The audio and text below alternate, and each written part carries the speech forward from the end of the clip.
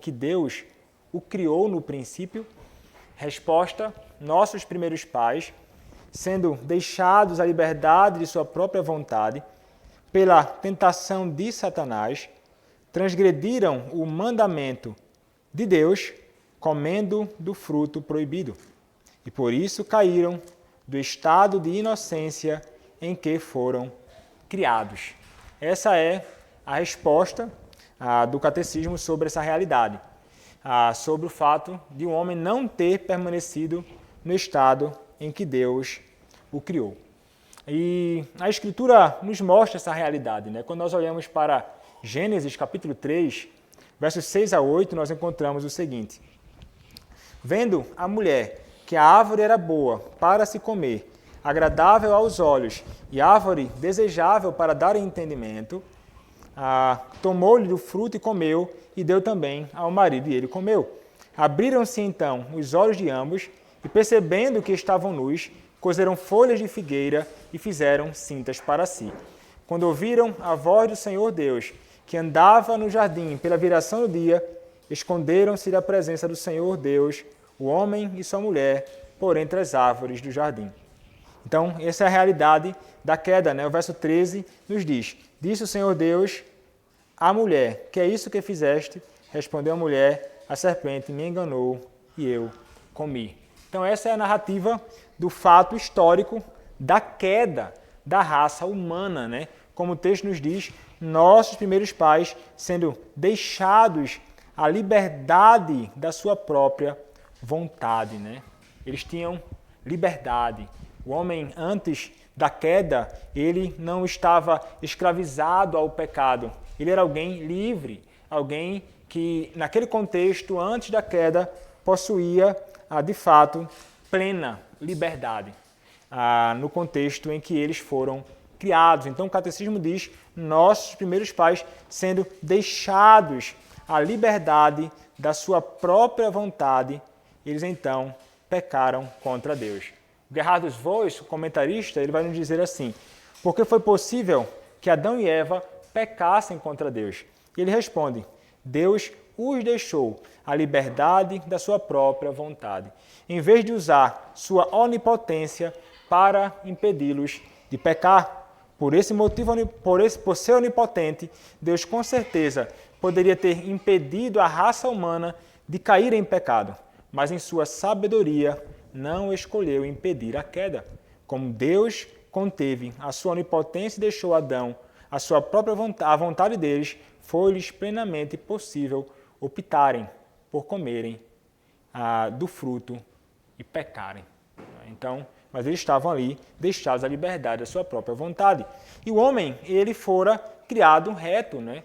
O homem, ele era reto, ele não havia cometido pecado. O homem, no princípio, era santo antes da queda. Como a própria palavra nos diz, o homem foi criado reto, mas ele caiu em pecado. Não é isso que nos diz? Eclesiastes, capítulo de número 7, verso de número 29, a palavra do Senhor nos diz assim, Eclesiastes 7, 29. Eis o que tão somente achei, que Deus fez o homem reto, mas ele se meteu em muitas astúcias. E essa queda, né? Essa queda experimentada por eles, essa situação e condição miserável na qual eles acabaram se encontrando por causa do pecado cometido por eles mesmos ali no princípio, acabaram então fazendo não a vontade de Deus, mas a vontade de Satanás.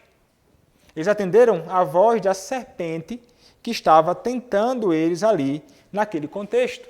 Uma outra referência que nos apresenta a Escritura e que nos mostra a realidade de que eles fizeram isso também por tentação de Satanás ali no princípio, como diz 2 Coríntios 11, verso 3, a palavra diz assim, 2 Coríntios, capítulo 11, verso 3, mas receio que, assim como a serpente enganou a Eva com a sua astúcia, assim também seja corrompida a vossa mente e se aparte da simplicidade e pureza devidas a Cristo. Então veja, mas receio que, assim como a serpente, que é Satanás, o diabo, enganou Eva com a sua astúcia, Então isso foi o que aconteceu, não é? O diabo estava envolvido também nessa realidade, nesse contexto em que a queda acontece.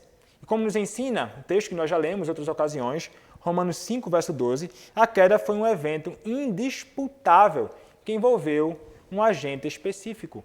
Foi Adão. Mas não somente Adão. Nós vimos no último estudo e veremos ainda mais à frente, né? Adão como representante de toda a sua posteridade. Adão como cabeça federal da humanidade. E naquela ocasião em que isso acontece, Eva ela é tentada, mas Eva, como nos diz a palavra, fora enganada. Ela foi enganada, mas Adão não foi enganado. E assim escolheu pecar. Quando nós olhamos 1 Timóteo capítulo 2, verso 14, a palavra nos diz assim: e Adão não foi iludido, mas a mulher, sendo enganada, caiu em transgressão. Então, pela parte de Adão não houve nenhum tipo de engano. Ele acabou livremente escolhendo pecar contra o próprio Senhor. Como até pergunta o Gerhard Voss, ele diz: qual foi a diferença entre o pecado cometido por Adão e o pecado cometido por Eva?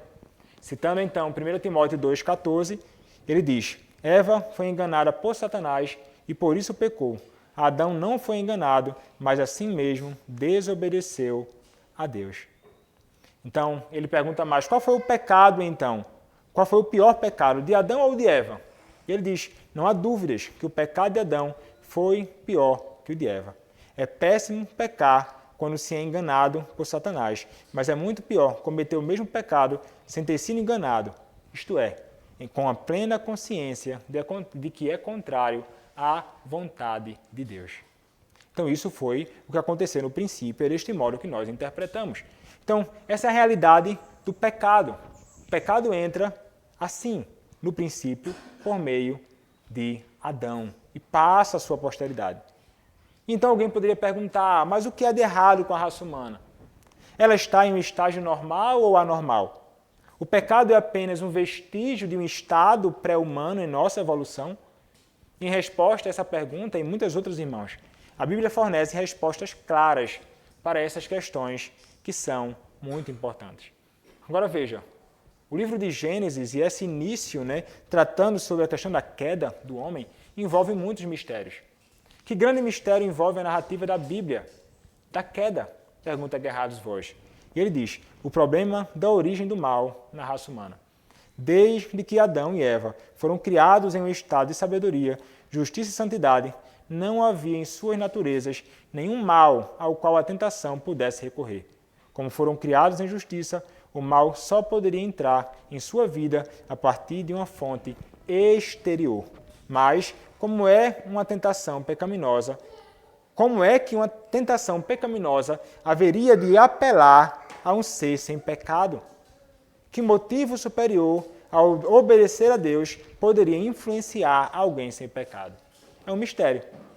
Qual deveria ser a nossa atitude para com esse mistério? E ele então responde: deveríamos, com a fé singela, aceitar aquilo que a Bíblia ensina sobre isso e reconhecer que o problema da origem do mal na raça humana é um mistério sem solução. A informação que a Bíblia nos dá pode ser resumida da seguinte maneira. Primeiro, os nossos primeiros pais, quando saíram das mãos de Deus, não tinham pecado. Segundo, o pecado entrou na raça humana a partir de uma fonte externa, que foi a tentação de Satanás. E terceiro, quando Satanás tentou a Eva, apelou para desejos que não são pecaminosos em sua essência, mas moralmente indiferentes. No entanto, é pecado satisfazê-los quando desobedecem frontalmente o mandamento de Deus. Quarto, a tentação chegou até Adão, não diretamente pela serpente, mas através de Eva, que já havia pecado. Quinto, embora não exista solução para o problema, não existe a menor dúvida sobre o fato de que a humanidade, embora criada em santidade, foi tentada por Satanás e, em decorrência disso, caiu em um estado de pecado. Por essa razão, então, o Catecismo vai falar sobre o fato de que os nossos primeiros pais, sendo deixados à liberdade de sua própria vontade, quando comeram do fruto proibido por causa da tentação de Satanás, transgrediram o mandamento de Deus e por isso caíram do estado de inocência em que foram criados. Então, de onde veio o pecado? De onde veio o pecado? De modo algum, irmãos, Deus pode ser aquele que é ou deve ser considerado como a sua fonte. Deus, ele não é a fonte do pecado. Embora ele tenha, irmãos, de fato, pré-ordenado tudo o que ocorre no tempo, Deus ele não pode ser responsabilizado pelo pecado humano. Seria blasfêmia falar de Deus, de um Deus santo, como é o nosso Deus, como um autor do pecado.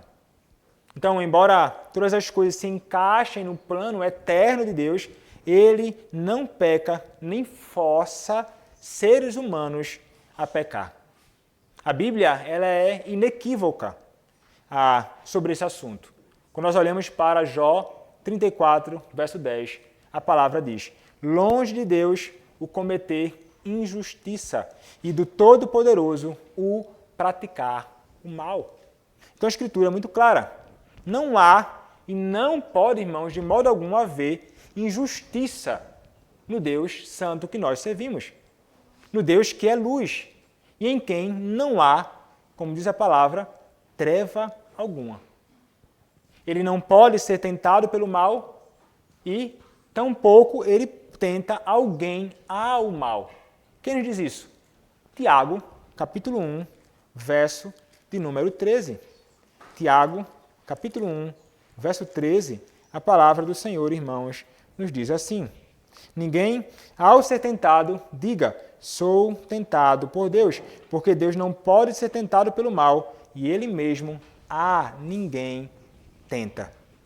Então o pecado, irmãos, ele teve origem ali, e ele foi revelado em Adão e Eva por meio da tentação de Satanás, aquele que é chamado em Gênesis 3, que é revelado em Gênesis capítulo 3, verso 1, quando ele entra ali e há então o problema sendo revelado, né? Mas a serpente, mais sagaz que todos os animais selváticos que o Senhor Deus tinha feito, disse à mulher: é assim que Deus disse, não comereis de toda árvore do jardim? Então é o diabo aqui, né? A antiga serpente, o dragão, que está agora tentando Eva, aí Adão ali no princípio. E de fato a Bíblia o chama de o dragão, a antiga serpente, que é o diabo e Satanás. Está lá em Apocalipse, capítulo 20, verso de número 2. Então, Satanás ele tem sido um rebelde, né, contra Deus desde o princípio. E ele caiu em uma posição exaltada, antes da queda do homem. Ele era um anjo, ou é um anjo, né? O espírito maligno, um anjo mau, não é?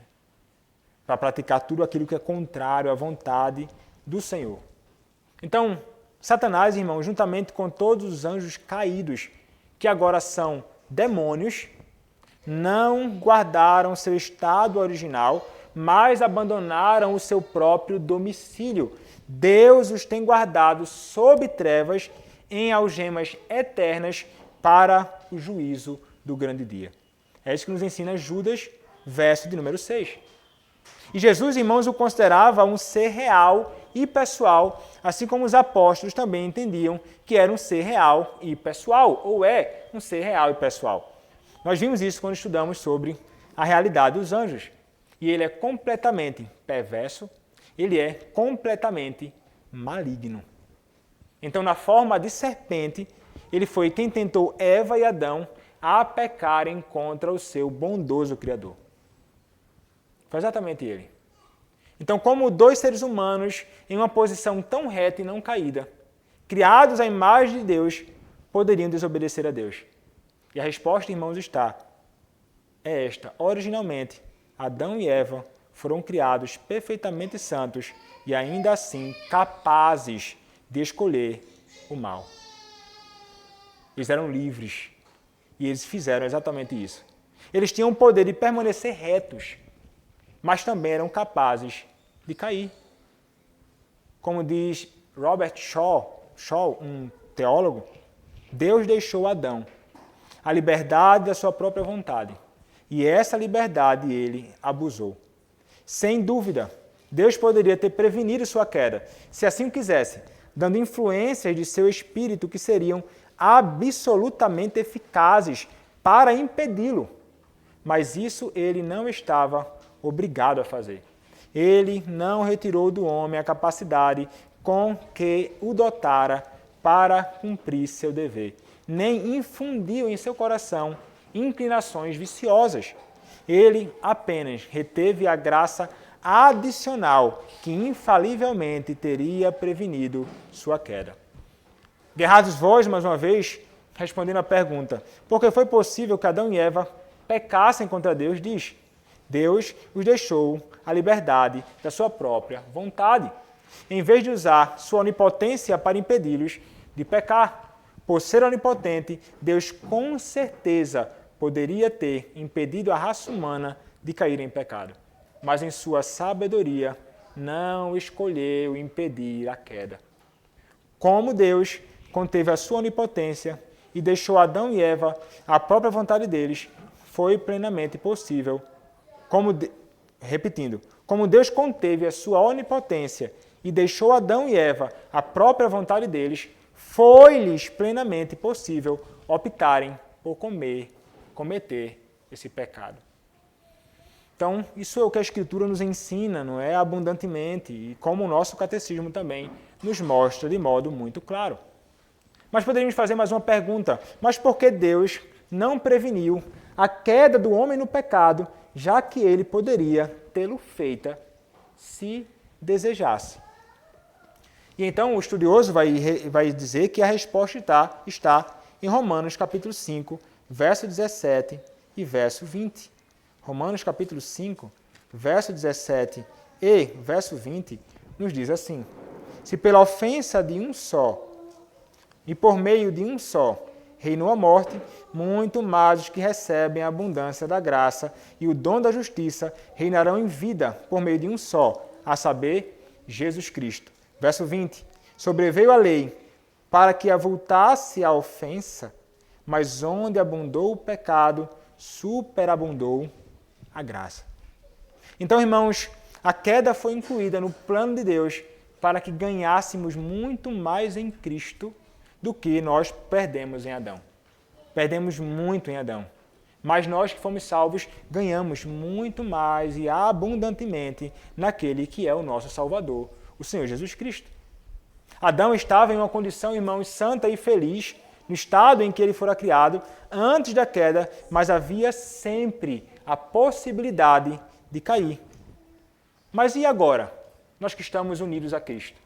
Agora, irmãos, em Cristo, os crentes se tornam progressivamente mais santos e felizes, e um dia nós seremos perfeitamente assim.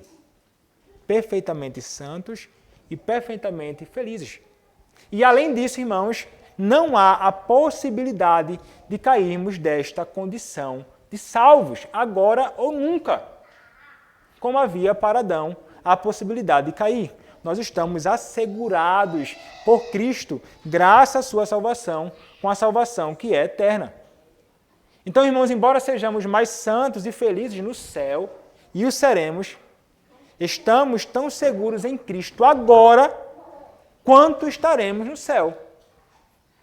Estamos firmes em Cristo, graças à salvação revelada nele. E em ninguém além dele. Em ninguém além dele. Mas Adão podia cair. Como sabemos, caiu. Jesus disse em João capítulo 10, versos 27 e 28, irmãos, as seguintes palavras. João 10, 27 e 28. As minhas ovelhas ouvem a minha voz, eu as conheço e elas me seguem. Eu lhes dou a vida eterna, jamais perecerão, e ninguém as arrebatará da minha mão. Então, quando pensamos na queda, a queda de Adão e Eva no pecado, irmãos, a queda de Adão e Eva no pecado foi monstruosamente perversa, irracional e como diz o próprio teólogo que citei há pouco, Robert Shaw, ele diz assim, foi agravada pelo ser contra quem pecaram. Um benfeitor tão generoso, um Senhor tão indulgente, pelas pessoas que o acometeram, criaturas recém-saídas das mãos de Deus, sem mácula de pecado e cheias de benefícios.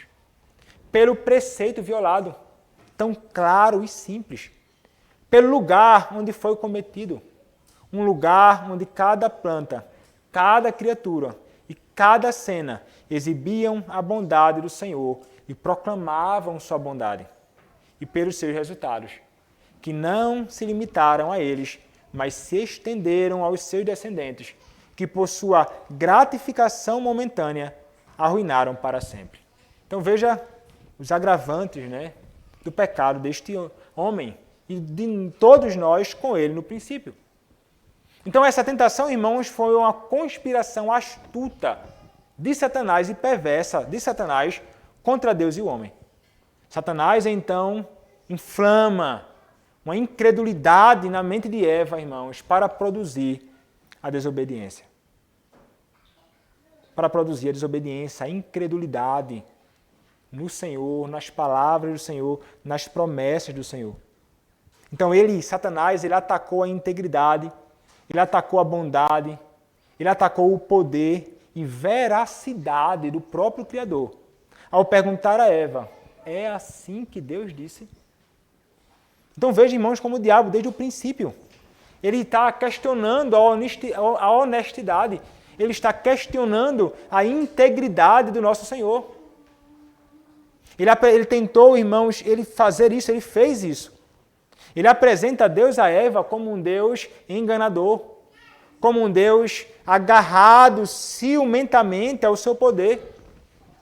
Ele, o diabo, tentou destruir a integridade de Adão e Eva ao conquistar para si o lugar no coração do homem que pertence a Deus. Por isso, então, eles pecaram, voltando-se contra o Criador, voltando-se contra aquele que é o nosso Senhor. Então veja, irmãos, como isso é terrível, não é? Isso deve, no mínimo, nos ensinar uma lição. Precisamos aprender a odiar o inimigo, Satanás, e a familiarizarmos-nos, irmãos, com seus métodos de sedução, não para imitá-lo, mas a estarmos conscientes do modo que ele age para tentar nos lançar ao chão. Precisamos estar espertos, vigiando. Somos chamados, então, a resistir. Adão e Eva não resistiram, mas somos chamados a resistir às suas influências e tentações em nossa mente e vida. E a palavra nos garante que podemos, irmãos, e devemos fazer isso. Tiago, capítulo 4, versos 7 e 8, a palavra do nosso Senhor, irmãos, nos diz assim: sujeitai-vos, portanto, a Deus, mas resisti ao diabo e ele fugirá de vós. Chegai-vos, verso 8, a Deus, e ele se chegará a vós outros. Purificai as vossas mãos, purificai as mãos, pecadores, e vós que sois de ânimo dobre, limpai o coração. 1 Pedro, capítulo 5, irmãos, versos 8 e 9, a palavra diz assim: sede sóbrios e vigilantes. O diabo, vosso adversário, anda em derredor, como o leão que ruge, procurando alguém para devorar. Resistir firmes na fé, certos de que sofrimentos iguais aos vossos estão se cumprindo na vossa irmandade espalhada pelo mundo. Então, resistir ao diabo. Além disso, irmãos, não enfrente Satanás sozinho, como Eva fez. Devemos, irmãos, permanecer em estreita comunhão uns com os outros. Em harmonia, em comunhão uns com os outros, a fim de que possamos vencer o diabo no dia em que ele vier a nos tentar. Na queda, irmãos, Deus responsabilizou Satanás por tentar o homem. Mas, obviamente, sem deixar de colocar no homem aquilo que era atribuído a ele devidamente. O homem era pecado. Era pecador e pecou contra o Senhor. A Deus responsabilizou Adão, responsabilizou Eva por entrarem e por acolherem a tentação em seus corações. Eles acolheram, mas o Senhor os exorta, não é? O Senhor pune. O Senhor entra com a sua mão disciplinadora. O Senhor então manifesta isso ali em Gênesis capítulo 3, versos 14 a 19, sobre Adão, sobre Eva, naquele contexto. Então eles eram culpados daquilo. E veja, Deus ele não enxergou os pecados dele, os pecados, né, de Adão e Eva, de nenhuma das seguintes maneiras. De nenhuma dessas maneiras Deus enxergou o pecado deles. Primeiro, pensando na existência do mal em virtude do fato de ele possuir um corpo físico, o que roubaria o pecado de seu caráter ético e culparia o Criador do corpo pelo mal. Então não era uma questão física, o corpo dele, de Adão, era predisposto ao pecado. Então isso tira a responsabilidade ética do cometimento do pecado, atribuindo ao corpo este que fora criado por Deus perfeito no princípio. Então não é a questão do corpo. O resultado, segundo, o resultado inevitável das limitações criadas, o que obliteraria a distinção entre o mal moral e meros erros. Não foi isso. Terceiro, uma ilusão resultante da ignorância humana, que reduziria expressões como comportamento moral à insignificância. Não. Quarto, a falta de consciência de Deus decorrente da infeliz conexão da alma com o organismo físico, o que tornaria o homem pecaminoso devido à sua condição criada. Não. Deus criou o homem, bom. E eis que Deus viu, e eis que tudo era muito bom. O homem foi criado reto. A Escritura nos revela essa realidade. Não foi também simples ignorância da verdade que poderia ser corrigida de alguma forma pela educação. O que contradiz o fato de que o pecado é, na verdade, uma transgressão da lei de Deus. E também não é a posição de nossos apetites animais inferiores ao nosso desenvolvimento evolutivo gradual, que é uma tentativa de definir o pecado sem considerar que o pecado é uma rebelião contra Deus e uma violação de suas leis. Então, irmãos, não foi por nenhum desses motivos, ou não foi de nenhum desses modos que Deus enxergou o pecado de Adão e Eva. Todas essas visões sobre o pecado tornam o pecado um problema metafísico e não ético, moral. Pecado é uma questão moral, ético, como algo enraizado em sua própria natureza criada. Não. Segundo, irmãos, essas palavras, o pecado seria um resultado inevitável das limitações do homem enquanto criatura. Não. Como falamos, o homem foi criado reto. Se essas visões, irmãos, fossem corretas, Deus seria um diabo por criar o homem com problemas, fraquezas e desejos que ele não tinha a menor intenção de curar ou satisfazer. Mas não foi assim que Deus fez, de modo nenhum. O problema, irmãos, os problemas dos homens seriam desesperadores e irremediáveis, pois seriam uma experiência inevitável de sua inescapável condição criadora. Então não tinha como escapar disso. Ele era inclinado a isso, era a própria carne dele que conduzia ele a isso. Ele foi criado deste modo e não tem como ele fugir dessa realidade. Ele tinha de necessariamente pecar, porque era uma condição física, era uma questão da sua criação. Mas não. A Bíblia nos mostra exatamente uma realidade contrária. Este, de modo algum, pode ser considerado por nós como sendo o caso. Então, os problemas, irmãos, do homem resultam de seu pecado. Resultam de sua oposição deliberada, consciente, pensada a Deus e à lei de Deus. Desde o princípio de tudo até os dias de hoje. E eles são éticos e, portanto, porque são éticos, há esperança de que possam ser resolvidos por meio do arrependimento do pecado e da fé em Jesus Cristo como Senhor e Salvador. Somente assim, a esperança de perdão e de, então, transformação, quando nós entendemos que o pecado é uma questão ética e moral contra o Senhor, contra a sua lei. o Senhor reverte a condição do homem, dando a eles a graça de serem justificados. É isso que nos ensina 1 Coríntios capítulo 6, por exemplo. Capítulo 6, versos 9 a 11. 1 Coríntios capítulo 6, versos 9 a 11. A palavra diz assim: Ou não sabeis que os injustos não herdarão o reino de Deus? Não vos enganeis, nem impuros, nem idólatras, nem adúlteros, nem afeminados, nem sodomitas, nem ladrões, nem avarentos, nem bêbados, nem maldizentes, nem roubadores herdarão o reino de Deus. Aí ele então diz: tais fostes alguns de vós. Vocês eram assim. Vocês foram como esses. Vocês cometiam esses mesmos pecados.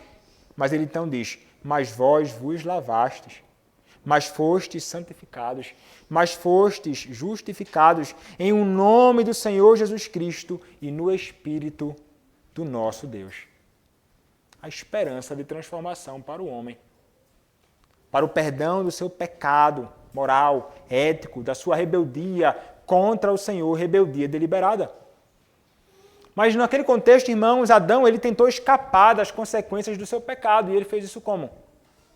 Transferindo a culpa que era sua para fora de si mesmo. Ele culpa quem? Ele vai culpar, olha, foi a mulher que tu me deste. Ele culpa o Senhor. Ele culpa o próprio Deus. Então, irmãos, Adão assim disse a Deus que a culpa era da mulher que Deus havia dado a ele. Isso está lá em Gênesis capítulo 3, verso 12. Então, em outras palavras, irmãos, ele transferiu a culpa para o seu ambiente. E qual é o problema com essa tática? Que Deus é o criador do ambiente do homem. O Senhor é o criador. Assim, então, irmãos, Adão estava culpando Deus por seu pecado como sendo a causa dos seus problemas. Adão estava, em essência, dizendo assim: Deus, se tu tivesses feito um trabalho melhor, criando um ambiente mais propício no Éden, eu seria uma pessoa melhor. Mas não era questão do ambiente. E como nós sabemos, Deus não aceitou isso. Está lá a manifestação e a resposta de Deus em Gênesis 3, versos 17 a 19. Mas note, irmãos, os seres humanos eles são insatisfeitos com essa ideia, apresentada na Escritura e nos nossos padrões. Os seres humanos são totalmente irresponsáveis diante de Deus. Devemos entender isso. O Deus que é o seu Criador e juiz por todas as nossas ações e atitudes. Ninguém é vítima de suas circunstâncias. Somos todos somos criações feitas à imagem de Deus, responsáveis por dizer não a todas as influências e tentações malignas. Somos responsáveis. No entanto, irmãos, o pecado é o resultado da interação entre forças internas e externas. A gente vai tentar concluir aqui, dar continuidade no próximo domingo, mas olha o que diz Tiago, capítulo 1, versos 13 a 15. Diz assim a palavra: Ninguém ao ser tentado diga, sou tentado por Deus, porque Deus não pode ser tentado pelo mal, e Ele mesmo a ninguém tenta. Ao contrário, cada um é tentado pela sua própria cobiça, quando esta o atrai e seduz. Então a cobiça, depois de haver concebido, dá à luz o pecado, e o pecado, uma vez consumado, gera a morte. Então, certamente, irmãos, a tentação é um apelo interno ao mal. E, ao mesmo tempo, experiências externas, especialmente em momentos de provações, em momentos de dificuldades, servem como uma ocasião para tentações internas ao pecado. Nós vimos o povo hoje murmurando. No momento de provação, de dificuldade, eles murmuraram, eles fizeram muitas coisas erradas. Nós vimos na pregação em Êxodo 17, 1 a 7. Então, essas questões, quando alguém ele não resiste às provações externas, o resultado é, muitas vezes, o despertar de impulsos e desejos malignos, que acaba, então, culminando, tendo como fruto a transgressão aberta contra o Senhor.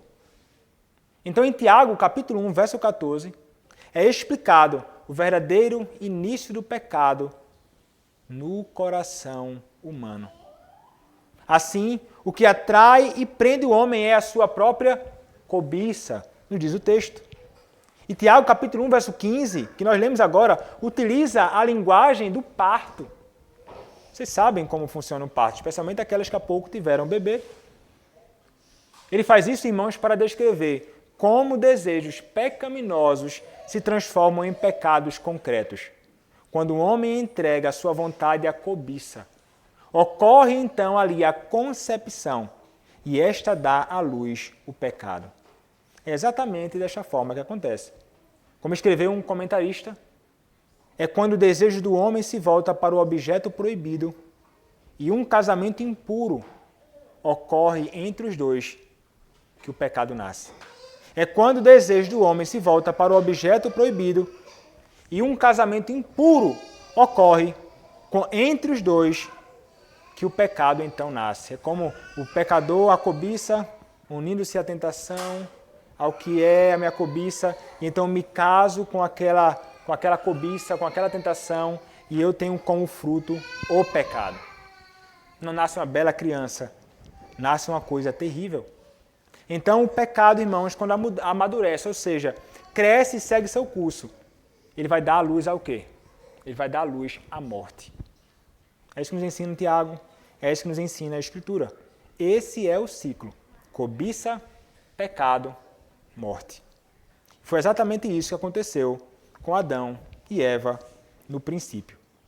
Para concluir, irmãos, uma pergunta que é feita, a gente pode então considerar ela e então concluiremos, veremos no próximo domingo outro conteúdo. Satanás pode nos forçar a pecar contra a nossa vontade? E a resposta que nós podemos dizer, irmãos, é não. Ele nos tenta e bate a porta. Mas é nossa vontade e cobiça que abrem essa porta. Ele não nos força. Nossa cobiça, nosso próprio desejo, abre a porta para o pecado. Satanás é como uma parteira que ajuda no nascimento. Mas é nossa vontade e cobiça que são o pai e a mãe de todos os nossos pecados. Adão, irmãos, não podia culpar honestamente a Deus, Satanás, seu ambiente ou Eva. A culpa residia no próprio coração dele. Ele não creu nas palavras do Senhor. Ele não creu nas promessas do Senhor. Ele se rebelou contra o Senhor, pecando contra Deus. O Senhor deixou isso muito claro em Marcos capítulo 7, versos 20 a 23, de onde flui o pecado, de onde brota o pecado, irmãos. E a palavra nos diz assim, Marcos 7, versos 20 a 23. E dizia, o que sai do homem, isso é o que o contamina. Porque de dentro do coração do homem é que procedem os maus desígnios, a prostituição, os furtos, os homicídios, os adultérios, a avareza, a malícia, o dolo, a lascívia, a inveja, a blasfêmia, a soberba, a loucura. Ora, todos estes males vêm de dentro e contaminam o homem. Então, é exatamente, irmãos, essa realidade bíblica que nos apresenta com respeito à questão do pecado. Então, nossos primeiros pais, sendo deixados à liberdade da sua própria vontade, pela tentação de Satanás, transgrediram o mandamento de Deus, comendo do fruto proibido, e por isso caíram do estado de inocência em que foram criados no princípio. Mas, como nós sabemos, irmãos, o nosso Deus providencia um meio para que o homem possa ser arrancado desta condição vil. E este que é apresentado é aquele que é manifesto em Gênesis 3,15, Cristo, aquele que esmagaria a cabeça da serpente. Ele que pode salvar o homem da condenação ao inferno, e também é Ele quem pode nos sustentar no dia mau em que a tentação bater à nossa porta. Mas foi assim que aconteceu então no princípio. Não podemos falar mais coisas porque as próximas perguntas estão ligadas a isso. A pergunta de número 22 nos diz assim: caiu todo o gênero humano na primeira transgressão? E então aqui a gente vai discorrer acerca dessa realidade. Havendo o pacto sido feito com Adão, como representante, não para si somente, mas para toda a sua posteridade, todo o gênero humano, descendendo dele por geração ordinária, pecou nele e caiu com ele na sua primeira transgressão. E a gente então assim vai caminhando parte por parte, a fim de podermos envolver todo esse conteúdo. E aqui então nós concluímos o nosso estudo nesta manhã. Algum irmão tem alguma pergunta ou algo a acrescentar?